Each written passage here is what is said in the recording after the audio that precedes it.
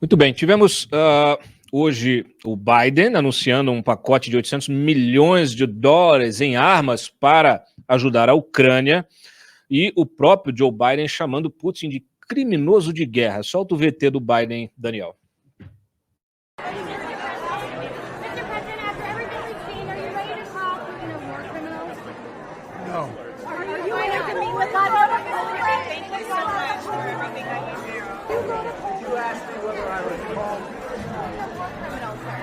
Oh, I think he is a war criminal. Will you be meeting with us?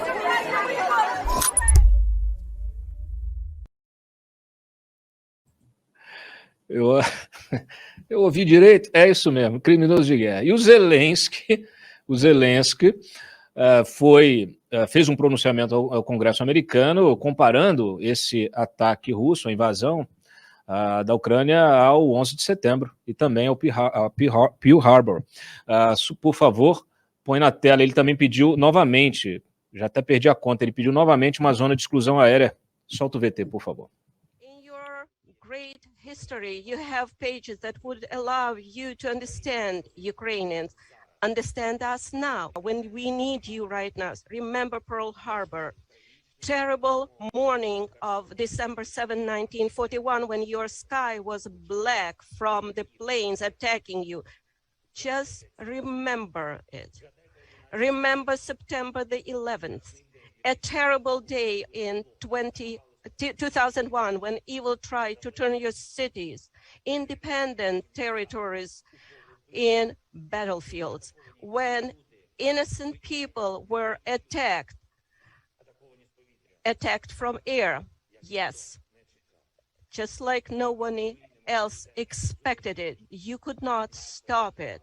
Our country experience the same every day, right now, at this moment, every night, for 3 weeks now. Various Ukrainian cities, Russia has turned the Ukrainian sky into a source of death for thousands of people. O que você achou, Mário? Olha, Cláudio, eu vou decupar aqui o meu comentário, tá? Em algumas coisas, em uns pedacinhos. Em primeiro lugar, eu não acho que o presidente, eu não vou entrar no mérito, tá? Neste momento, mas eu não acho que um presidente americano, aliás, presidente nenhum, possa fazer afirmações desse tipo num cercadinho, né?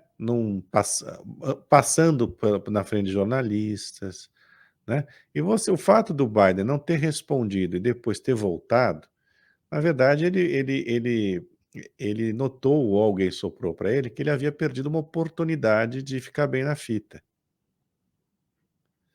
né? Tá errado, tá? Eu não acho que o presidente da República, mais o presidente dos Estados Unidos da América, o líder do mundo livre, né, possa fazer comentários desse tipo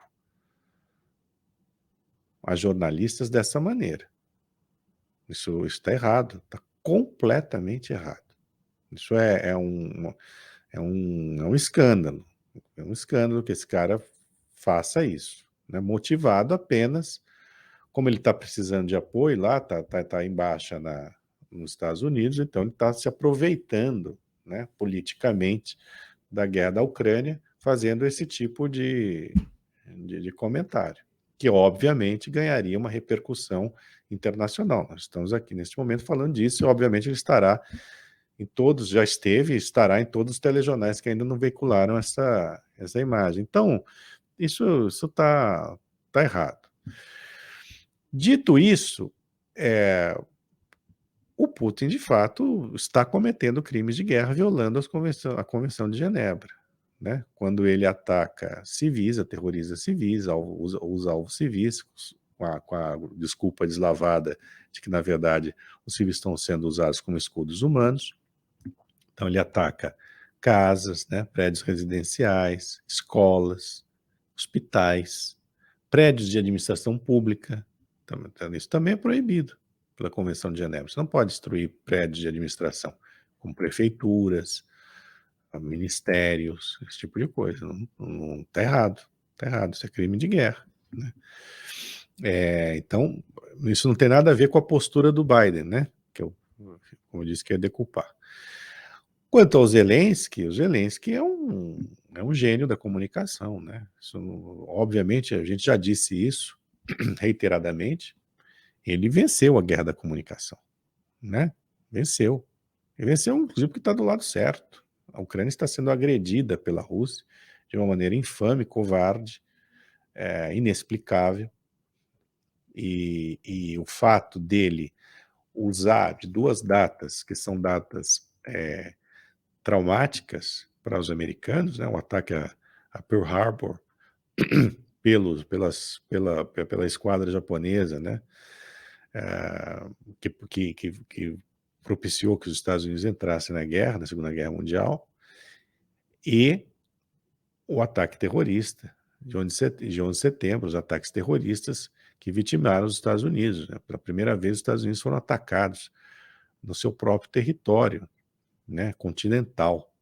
Então, ele foi bastante hábil, né, a utilizar essas duas datas traumáticas para os americanos, como eu disse, nesta fala aos congressistas dos Estados Unidos.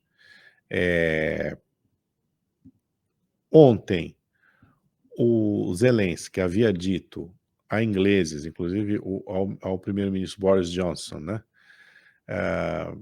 que, de fato, estava claro que a Ucrânia não entraria na OTAN, apesar da Aliança Militar Ocidental dizer que as portas estavam abertas, e eu escrevi hoje sobre isso, e venho reiteradamente escrevendo, né, que a Ucrânia não entraria na OTAN de qualquer maneira, certo? Veja, até 2010, quer dizer, em 2010, a Ucrânia se declarou neutra militarmente. A Ucrânia só deixou de se declarar neutra militarmente em 2019, quando ela incluiu na sua Constituição um artigo dizendo sobre a possibilidade dela vir a se integrar à Aliança Militar Ocidental. Mas por que ela fez isso? Porque já havia sido agredida pela Rússia em 2014, com a anexação da Crimeia, com toda a lambança promovida pelo Putin na região de Donbás, na região separatista, que ele declarou unilateralmente independente, pouco antes de invadir a Ucrânia, e agora com a própria invasão da Ucrânia. Então, assim, eu acho curioso que agora se esteja discutindo, né, a Rússia falar, não, queremos que a Ucrânia seja neutra. Na verdade, a Ucrânia era neutra. Eles agora estão falando em neutralidade. Não, a nossa exigência é a neutralidade da Ucrânia, uma das exigências, mas quem fez a Ucrânia deixar de ser neutra foi a Rússia, foi o Putin, certo? Na verdade, o Putin queria era erradicar a Ucrânia como país, anexar a Ucrânia integralmente. Como não está conseguindo, por causa da resistência heróica dos ucranianos e por causa da incompetência do seu exército, né? Então agora o caminho não, a gente quer, na verdade, a desmilitarização e a neutralidade da Ucrânia. Olha, neutralidade não vai ganhar.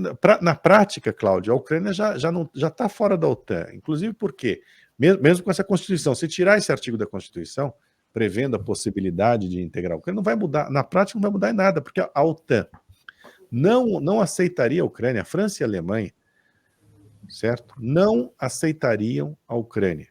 Já vinham mostrando reservas, porque não queriam provocar o Putin, não queriam dar pretexto ao Putin.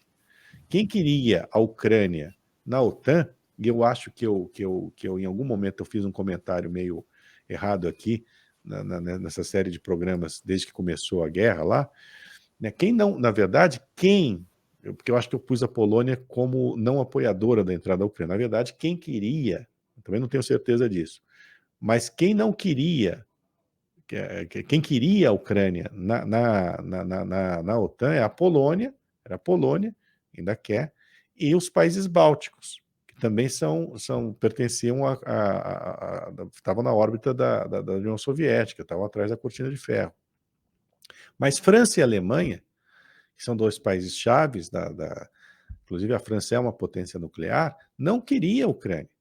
E a Ucrânia, repito, a Ucrânia, por ter uma disputa territorial, em função da invasão da Crimeia e da região de Donbass, que tá sob litígio, ela não poderia integrar a OTAN. Por quê? Porque, pelas normas da OTAN, nenhum país com litígio territorial, com qualquer outro tipo de litígio com outro país, litígio bélico, de caráter bélico, pode integrar a Aliança Militar Ocidental, porque o cerne da Aliança Militar Ocidental é defensivo. No seu artigo 5º, prevê que se um país for atacado, todos os outros também se consideram atacados. Então responderão em bloco. Daí, inclusive, né, a vontade da Ucrânia de entrar na OTAN. Mas o fato dela já ter um litígio impossibilita. Porque, veja, imagine se um país que está com um litígio de caráter bélico, uma beligerância, né, militar com outro país, se ele entra na OTAN em meio a essa beligerância, se este país é atacado pelo outro país com o qual este país está beligerando, isso obriga a que a OTAN tome parte no conflito.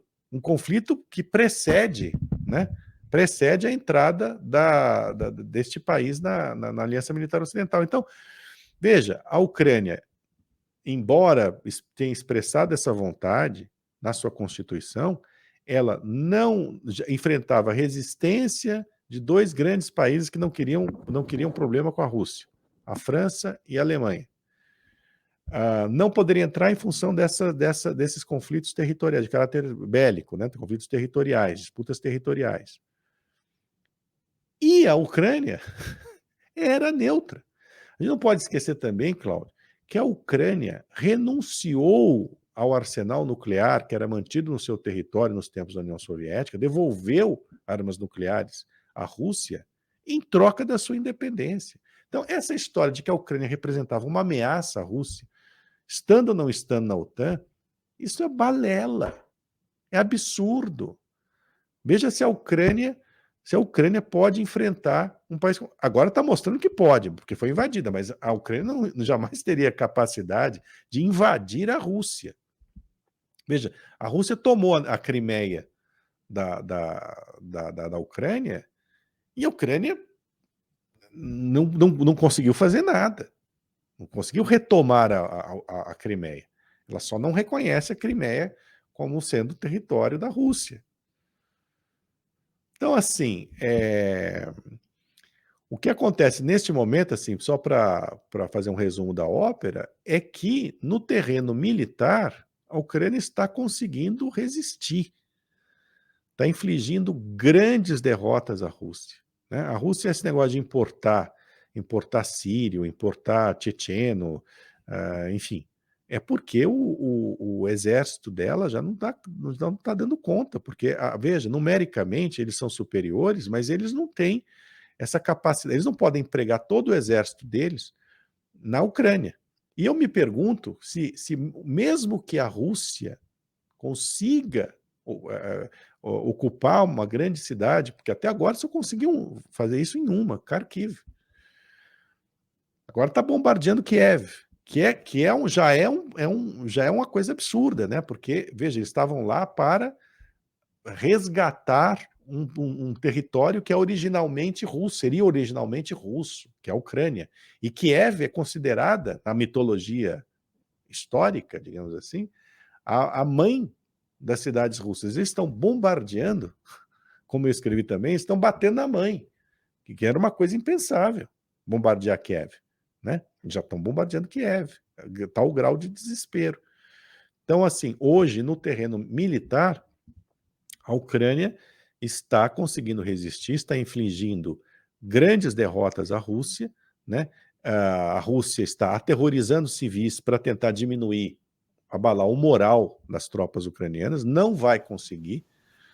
Na verdade, o que a Rússia fez foi alimentar, né, o sentimento nacionalista, patriótico dos ucranianos, e o Zelensky está como pinto no lixo, né? Porque está dando um show em matéria de comunicação, ganhou a guerra de propaganda, venceu a guerra de propaganda, mas de longe, e está levando mais dinheiro. E os caras estão entendendo no Ocidente, não só movidos pela pressão popular, mas estão entendendo, no caso do Biden principalmente, que é popular ficar do lado do Zelensky, né? Daí essa fala que eu julgo inapropriada do Biden, chamando o Putin de criminoso de guerra, e ele é mesmo, mas numa situação completamente fora de propósito. Quer dizer, o presidente dos Estados Unidos da América só pode acusar o presidente da Rússia ou de qualquer outro país de ser criminoso de guerra